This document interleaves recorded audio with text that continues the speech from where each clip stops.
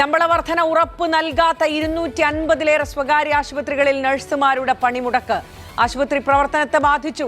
സർക്കാർ നിശ്ചയിച്ച വേതനം നൽകാമെന്ന് ചില മാനേജ്മെന്റുകൾ. 40,000 രൂപ അടിസ്ഥാന ശമ്പളം ഇല്ലാതെ സമരത്തിൽ നിന്ന് പിന്മാറില്ലെന്ന് നഴ്സുമാർ. 2026 ഇതുവരെ യാതൊരു രീതിയിലുള്ള സേവനങ്ങളോ തന്നിട്ടില്ല. അപ്പോൾ എന്തെങ്കിലും രീതിയിലുള്ള മാറ്റം വരുന്നു. അതുകൊണ്ടാണ് ഞങ്ങൾ ചോദിക്കുന്നത് മിനിമം വേതനം 40,000 എന്നൊരു കാര്യം. ആവശ്യങ്ങൾ അംഗീകരിച്ച് കരാർ ഒപ്പുവെച്ചാൽ ഉടൻ ജോലിക്ക് കയറാൻ സന്നദ്ധരാണെന്നും നഴ്സുമാർ അറിയിച്ചു.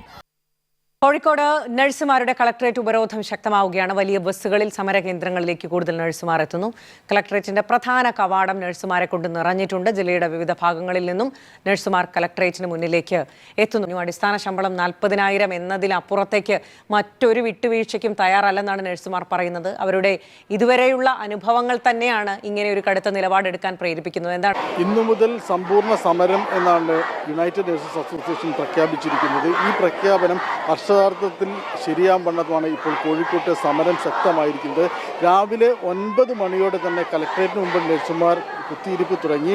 തുടർന്ന് ഓരോ ബസ്സുകളിലായിട്ട് നിരവധി നഴ്സുമാർ സമരത്തിന് അണിചേരാനായി എത്തി. ഇപ്പോൾ ഏതാണ്ട് കളക്ടറേറ്റിൻ്റെ കവാടം മുഴുവനായി തന്നെ നഴ്സുമാരെ കൊണ്ട് നിറഞ്ഞിരിക്കുകയാണ്.